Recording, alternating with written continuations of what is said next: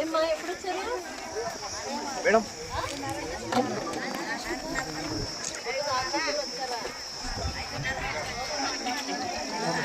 పనిది ఎంతమంది ఉన్నారు ఇక్కడ ఈ గ్రూప్ లో? 10 మంది. ఎన్ని రోజులు అయింది చేసి? 3 రోజులు అయింది. అంటే అలా 2 రోజులు చేసి ఈ రోజు ఇది ఫస్ట్ ఎప్పుడు చేశారు? ఈ రోజు నిన్న మన చేసి ఈ రోజు ఏ ఊరు మీది? వెల్దుర్తి గ్రామం.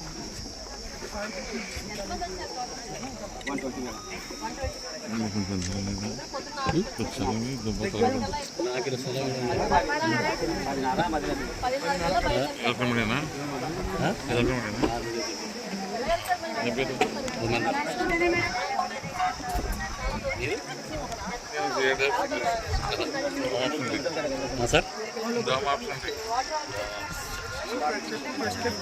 ऐसा है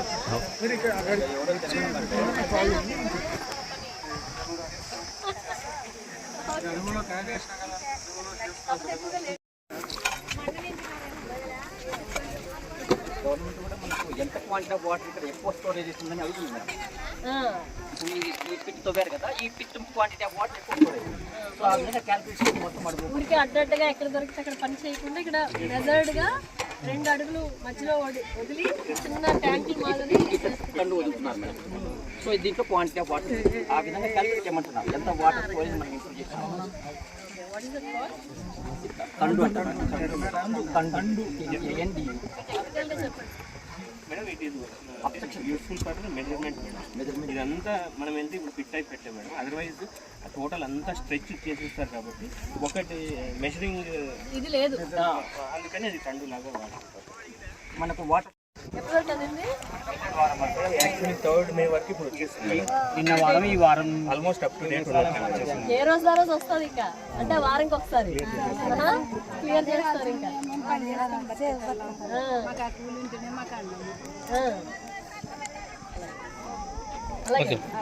దగ్గరికి పోతే మాకు అర్థం వచ్చింది.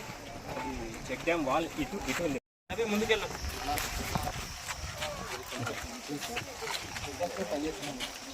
యాక్చువల్ అది ప్రొటెక్షన్ వాళ్ళు ఫార్మర్స్. ఈ చెక్ డ్యామ్ కూడా చేసేస్తాం మేడం. ముందు రీసెంట్ మీకు కంప్లీట్ అయింది. ఇప్పుడు ఇది తీసేస్తాం.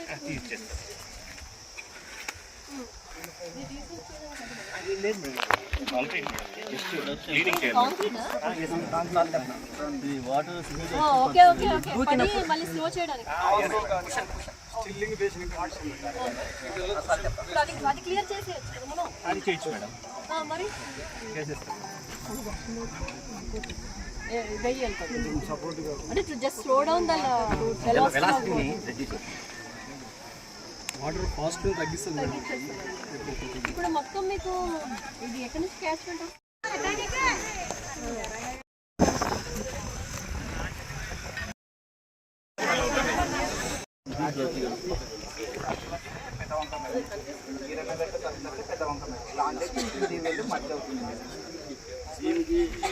ఇప్పుడు నిండలు వేయించారు, ఇది ఒక్కటే నిండట్లేదు.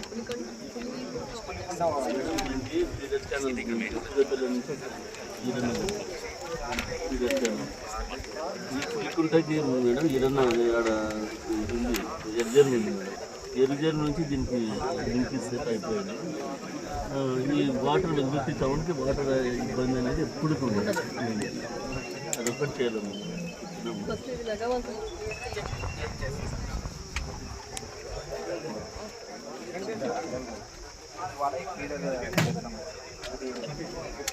జిల్లా కలెక్టర్ గారు ఈ కార్యక్రమాన్ని అదేవిధంగా ఎస్సీ ఇరిగేషన్ గారు ఈ శాఖకు సంబంధించిన ఎలాంటి కార్యక్రమాలు చేస్తున్నారు? ఈ జలధార జలహార మన కర్నూలు జిల్లాలో శ్రీకారం చుట్టడం జరిగింది.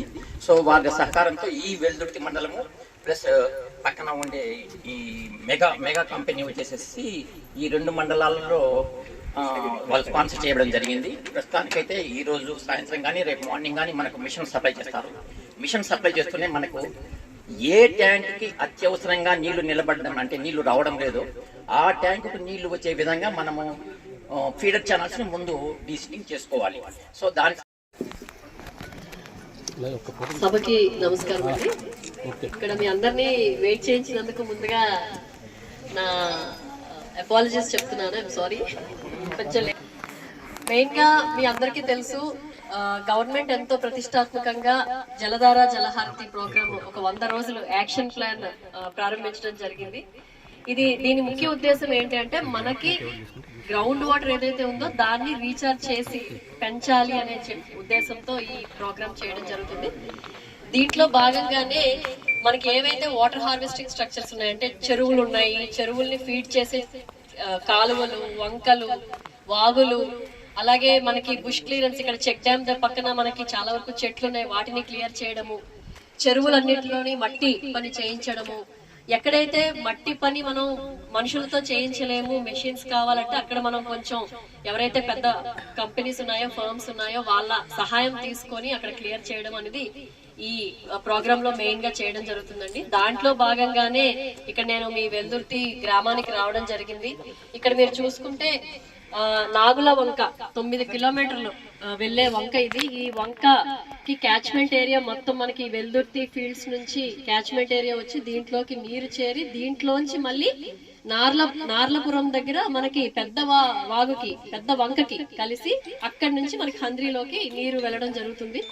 సో మెయిన్ గా ఏంటంటే ఇక్కడ మీకు వెల్దుర్తి గ్రామానికి చూసుకుంటే మనకి 350 వర్క్స్ ఐడెంటిఫై చేయడం జరిగింది. దాంట్లో 154 శాంక్షన్ చేశాము. ఇప్పటికి గ్రౌండింగ్ 62 గ్రౌండింగ్ చేయడం జరిగింది.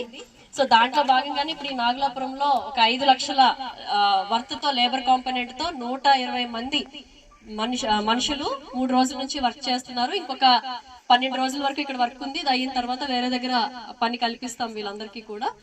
మెయిన్ గా ఏంటంటే ఇప్పుడు మీ వెల్దుర్తి గ్రామం చూసుకుంటే 5.2 మీటర్లు అనేది ఒక మన ఎయిమ్ కాబట్టి, సో మీకు ముఖ్యంగా ఇక్కడ కర్నూలు జిల్లాలో చూసుకుంటే కోసిగి మండలంలో మనకి హైయెస్ట్ డెప్త్ లో ఉంది వాటర్, అంటే 27 మీటర్లు, ఇప్పుడు 29 మీటర్లకు వచ్చింది.